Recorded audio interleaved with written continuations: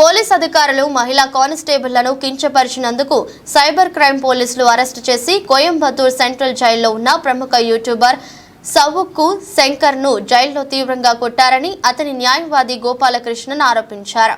నిన్న మీడియాతో మాట్లాడిన ఆయన జైలులో 10 మందికి పైగా గార్డులు కళ్లకు గంతలు కట్టి బెంచ్పై ఉంచి కొట్టడంతో శంకర్ కుడి చేయి విరిగిందన్నారు.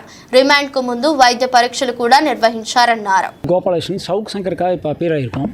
உங்களுக்கு எல்லாம் தெரியும், கடந்த சனிக்கிழமை 4/5/2024 அன்னைக்கு சவுக் சங்கர் வந்துட்டு கோர்ட்டில் ஆஜர்படுத்தப்பட்டு கோர்ட்டோட கஸ்டடியில் கோயம்புத்தூர் மத்திய சிறையில் அடைக்கப்பட்டார்.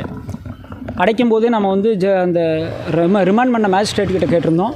சங்கரோடைய உடல்நிலை குறித்து ஆய்வு செய்யணும்னு சொல்லிட்டு அன்றைக்கே ஒரு பெட்டிஷன் போட்டிருந்தோம். மருத்துவ ஆய்வறிக்கை எடுத்துகிட்டு மருத்துவ பரிசோதனை செய்துட்டு தான் அவரை வந்து சென்ட்ரல் பிரிசனில் அடைக்கணும், ஏன்னா அவரோட உயிருக்கும் அவருடைய உடலுக்கும் ஆபத்து இருக்குன்னு சொல்லி ஒரு பெட்டிஷன் போட்டிருந்தோம். அன்றைக்கி ரிமாண்ட் பண்ண மேஜிஸ்ட்ரேட்டும் மெடிக்கல் பெட்டிஷன் அலோவ் பண்ணியிருந்தார்.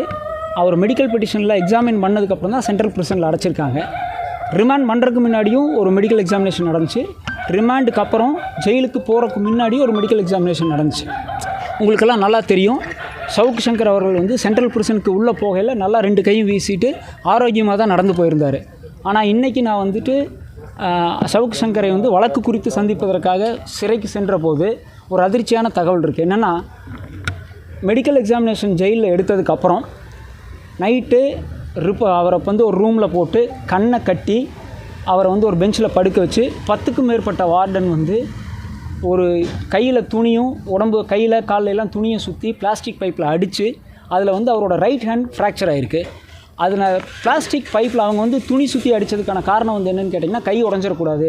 ஏன்னா மெடிக்கல் ரிப்போர்ட்டில் அவர் கை ஆரோக்கியமாக இருக்குதுன்னு தான் ஜிஹெச்சில் எடுத்த மெடிக்கல் ரிப்போர்ட்டும் இருக்குது. பிரிசனுக்குள்ளே போகிற சென்ட்ரல் பிரிசனுக்கு முன்னாடி போகிற மெடிக்கல் ரிப்போர்ட்டும் அவர் ஆரோக்கியமாக தான் இருக்குதுன்னு சொல்லியிருக்கு. கை உடஞ்சிடக்கூடாதுங்கிறதுல கவனமாக தான் அடிச்சிருக்கிறாங்க.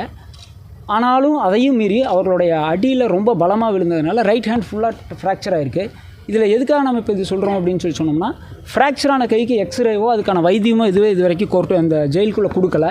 அதுக்கு பதிலாக அவருடைய விருப்பத்துக்கு மாறாக வெறும்